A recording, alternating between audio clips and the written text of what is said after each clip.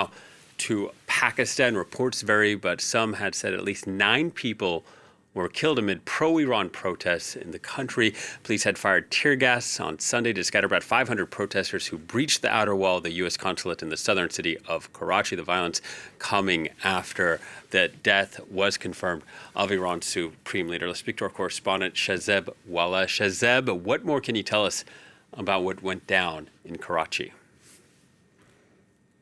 Well, the protests in Karachi still continue, and I have just talked with a local journalist on ground in Karachi who has told me that even though the police has been able to push the protesters out of the US Consulate in Karachi, but the clashes between the police and the protesters still continue near to the US Consulate in the southern district of Karachi. It seems that there are still hundreds of protesters who are in direct confrontation with the police, pelleting stones at the security forces, and in return, the police is actively using tear gas to disperse the crowd. We are also hearing reports from the ground that aerial gunfire can also be heard, most probably a tactic used by the police to push back the crowds. Well, early today morning, we saw that a large spontaneous crowd gathered outside the US Consulate in the city, and the protesters were chanting anti-US slogans and condemning the killing of Iranian supreme leader. The protests turned violent as the people tried to enter the US Consulate, and they were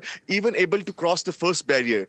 This came as a surprise for the local law enforcement, who reacted afterwards, and protesters were pushed back by force.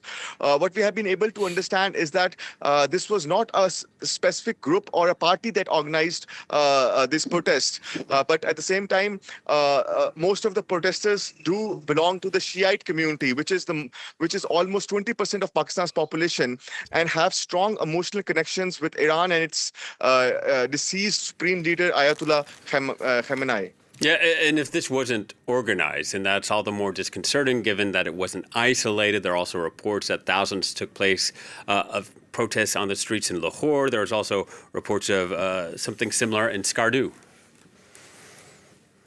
Well, yes, there have been protests across the country, especially in regions with large Shiite populations. There is currently a massive protest underway in the northern Pakistan, in the Gilgit-Baltistan region. A curfew has been imposed in Skardu, and major roads, including the Karachi highway linking Pakistan to China, has also been closed.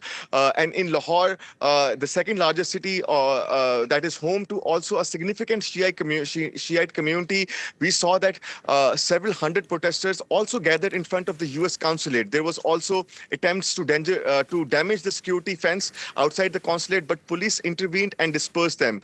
And right now, in the capital where we are, we know that there is a demonstration that is planned for this afternoon, and we can already hear rubber bullets being fired behind us, and the city's red zone, which houses important government buildings and foreign embassies, have been closed by the authorities, with huge trucks being placed and shipping containers being also placed. So the death of Ayatollah Khamenei has stirred strong emotions among the Pakistan Shia population, who recognize him as an important spiritual leader.